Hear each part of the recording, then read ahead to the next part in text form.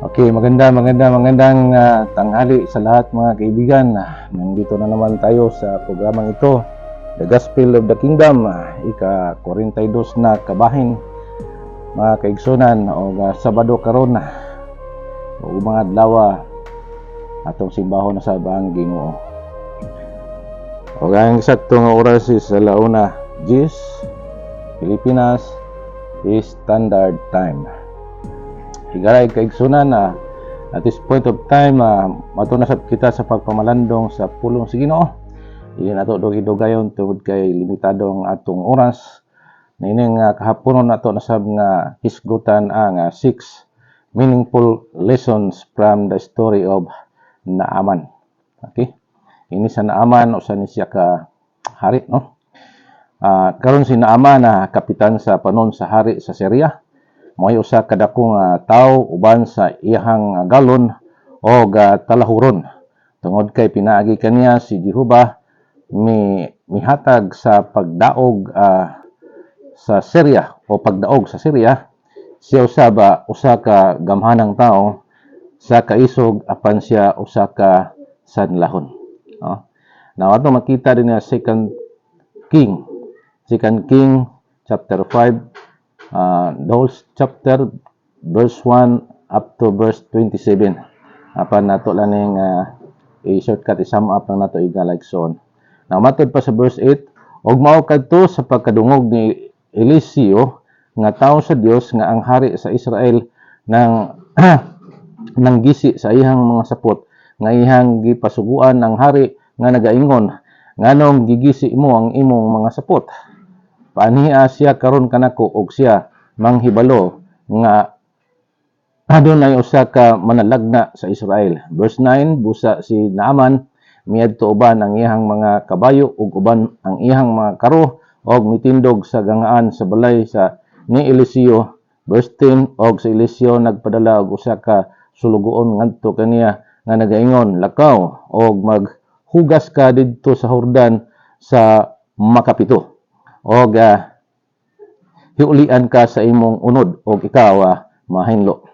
Verse 11, napansin Naaman na ligot-got og nipahawa og miingon, aniya karon ako maguna-huna nga siya sa pagkatinuod mugula nganhi kanako og motindog og tawag sa ngalan ni Jehova nga ihang Dios og magawarawara sa ihang kamot diya sa maong dapit og mamaayo ang sanla.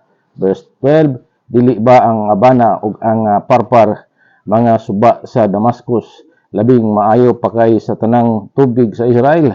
Dili ba ako makapanghugas niini og mamahinlo? Busa siya talikod og pahawa nga naglagot. Verse 13, og ang iyang mga alagad mingduol og namulong kaniya. Amahan ko, kung ang manalagna nagsugo kanimo sa pagbuhat sa dakong butang, dili ba kini pagabuhaton? Hain ang labing maayo kung siya maingon kanimo panghimasa og magmahinlo ka. Verse 14, busa siya miadto og sugmaw sa ihang kaugalingon sa makapito didto sa Jordan, sumala sa gipamulong sa tao sa Dios og ang ihang unod na hiuli pag-usab sama sa unod sa diutay nga bata og siya nahinlo. Nahigalay igsoon na taas-taas sa pasahe sa Biblia. Giniin si Naaman na usa ni siya ka kapitan of host of the king of Syria og ang kini gamayng bata dinhi, young girl who had been captured from Israel and taken away from her parents was the servant of Naaman's wife. The girl suggested that Naaman should go to the prophet Elijah in Israel to be healed. And Elijah is the man of God, o Elisha. Kini si Gehazi, the servant of Elijah. Verse 27, the leprosy therefore of Naaman shall cleave unto you. Kini si Gehazi, didto ni balhin ang kaning gitawag nga sanla o leprosy ni Naaman tungod kay dalo siya og opportunity. Now leprosy galay igsoon na sa kana ka symbol of sinfulness. Now, akong gingon ganiya nga atong tema 6 ang unom ka mga dagkong utang, 6 meaningful lessons from the story of Naaman. So ato ang unahon pagkisgot kining no matter how powerful, we are all vulnerable, no?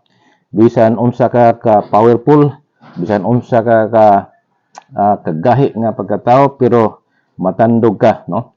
Og dinhi ato makita nga si Naaman powerful siya nung ganon siya apan aduna siya sakit nga leprosy. Ikaduha, pride will make us miss our breakthrough and blessing. Kini nga to ang garbo higala igsoon kung dili ka kabalo mo manage sa dili kini maayo sa usa ka tawo tungod kay si Naaman naa say garbo og nasuko siya sa alagad sa Dios og nagbuot pagyud siya og nagpili pagyud siya kung unsay mga instruction apan sa diin nga siya namati sa iyahang sulugoon, wa may mawala nimo master kung mutuman ka basta gusto mga ka nga maayo. Wala siya namati sa alagad sa Dios sa mga instruction pero namati siya sa ihang bata-bata. Pero atong makita higala igsoon nga gi-step down ni Naaman ang ihang garbo, no? Ikatulo, God does not always work according to our expectation. Yes. Dili gyud mo salir ng imong gi-expectar, no? Gusto gyud sa Dios nga ang iya gyud nga instruction mo ato ang tumanon. Unya dili at ipahitoy hakaw nato ang atong garbo. Number 4, humility can save your life literally. Yes, no? Yes na yes. Gusto sa Dios nga being humble ta, nga diin ni surrender ka ngadto sa authority ngadto sa Dios ug wala kay share sa moong miraculous nga kaayuhan nga himuon sa Ginoo sa imuha except sa Dios lang gyud nga trabaho, no? Ikalima, God reward complete obedience. Tingod na siya higala igsoon. Ang Dios magahatag gyud og bugti og ganti sa usa ka tawo nga matinumanon. Verse 6, God work with faith even if it is imperfect. Tama gyud mga kaigsuonan. Ang Dios magalihok uban sa pagtuo bisan sa imong pagdahom dili kini siya advisable na pa na gusto sa Ginoo nga ma-appreciate o ma-recognize gyud ang kahibulongang buhat sa Dios diha sa kinabuhi nimo. Final words of lessons from the story of Naaman. We did not even go into the little slave girl and Gehazi, but this lesson from the story of Naaman are so powerful. Put away pride, expect God to do weird things, weird ba? Talagsaon na nga mga butang. Expect God to do weird things in answer to our desires. Listen to the seemingly insignificant voices. Obey God completely. Una higala igsoon na sa ato ang pagpamalandong dinhi sa istorya ni Naaman nga diin kung balikan nato ang pasahe sa Biblia, unang-una ang sakit ni Naaman usa kini ka sakit nga mananakod, no? Gani ato ni nga na obserbahan og natun-an ang leprosy i-isolate kini siya kay dili ni siya pwedeng ikuan sa mga tao apan dakong tao ni si Naaman, no? Kapitan ni siya sa panon sa kuan sa hari sa Syria og daghang accomplishment nini tungod sa iyang talagsaon nga kaisog pero adunay apan ang iyang pagkatao nga diin mananakod ang iyang sakit og samtang gipairal niya iyang ego og iyang gidismaya ang alagad sa Dios apan lately ni kuan siya kanang gikaon niya iyang garbo og dito higala igsoon ni-obey na siya sa gusto sa alagad sa Dios og ang instruction dinhi makapito kabisis mutos maw didto sa tubig daw uto-uto higala igsoon, no? kapito gyud, no? Ang Missionary Baptist o Covenant nga tinuod nga Covenant Missionary Baptist recently nagpractice kini og purification diha sa tubig. Same sa gihimo sa mga Israelites kaniadto nga ang Israelites kaniadto giisip nga mga God's people o dito una ang instruction about purification higala igsoon o naa sa Biblia sa Numbers chapter 19 naa dihang instruction o kana nga maong pag purification nga system mula kana naundang tungod kay napamantan ning kalibutan nga masalanon og mahugaw nga kalibutan ang dili ta wa ta kasala pero na-contaminated ka, no? Muna nga kini nga maong bag-o nga gi-practice karon sa mga Covenant Missionary Baptist Church. Dugay na ni nga gi-practice sa 2nd century hantod karon lang nato na diskubrihan og walay pagbago ang instruction na alay na revise tungod kay dili na ta mag-ihaw og mga hayop kay si Kristo naman ang katapusan nga halad. Mao na nga ang tubig that is symbolical sa dugo sa ato ang Ginoo nga mao iyang ingon nga maghinlo kanato, no?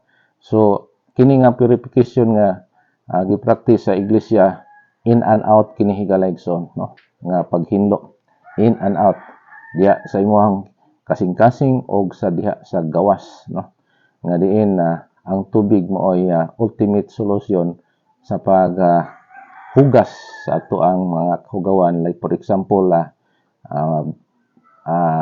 kanang gitawag mama nga bag-ong nanganak dapat siya nga purified sama ni Maria o ang maong tao nga niapil sa maong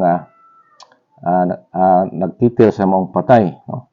O either naay namatyan o dito siya nagtimbaya o niadto og menteryo kinahanglan gid siya nga i-purify o uban pa nga mga lapsis nga diin nagahatag kanimo kabug-at sa imong sarili, so dili naman ka imbestigahon sa magkandak niya na ikaw man mismo ang mag-inulsol kay adunay mga kahugawan nga dili na madala og simba, dili na madala og suri katong kung gimension kaganiha nga wala man ka nakasala pero contaminated ka sa kahugawan diha sa patay o either sa regla o ang Dios hindi kan kayo hikalayson.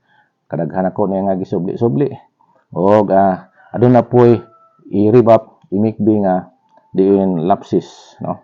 Wala na isimba-simba o alanganin na siya o murag doubt na siya sa iyang status, so angayan ka nga if there is doubt you must secure in order to erase that doubt. Muna ang angayan natong lantawon. Now kini sinaaman higala igsoon outwardly nahinlo siya, no?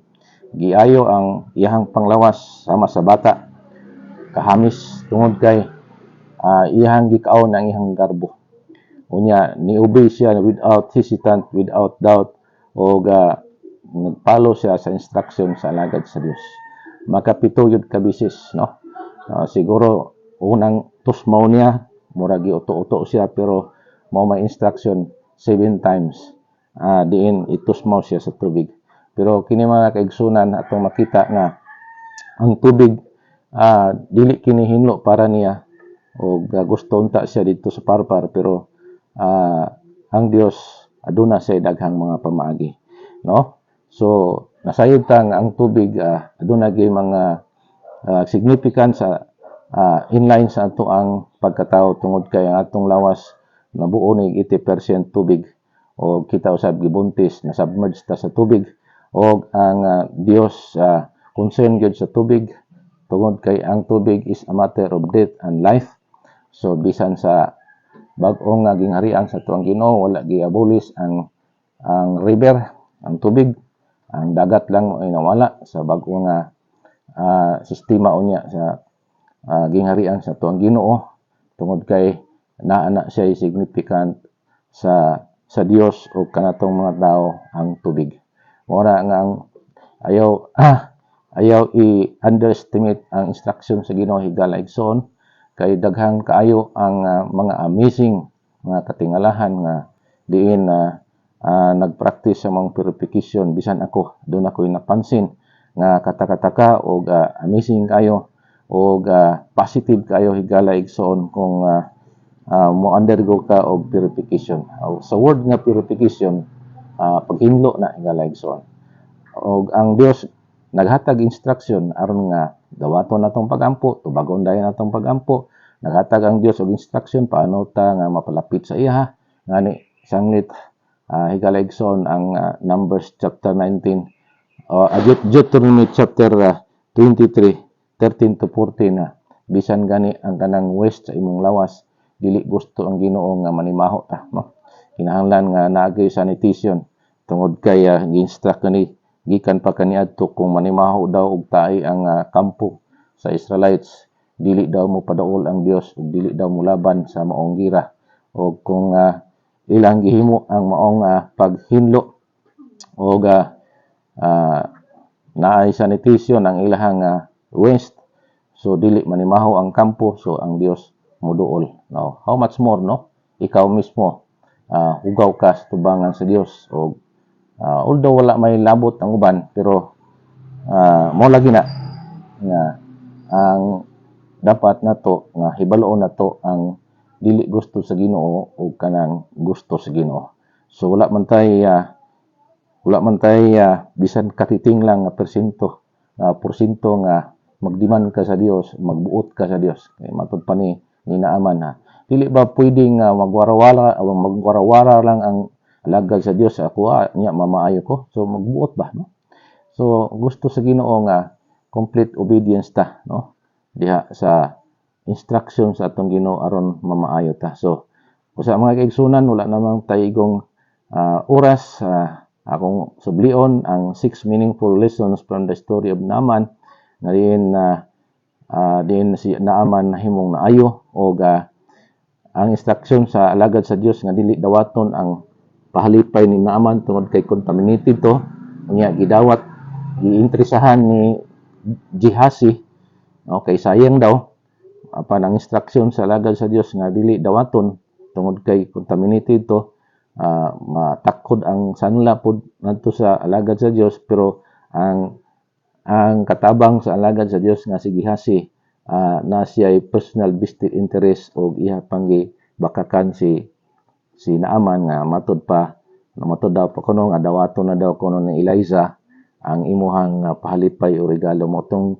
gidawat gihatag pud ni Naaman ngadto kang Gehazi og pag-uli niya niingon si Elijah nga the leprosy therefore of Naaman shall cleave unto you.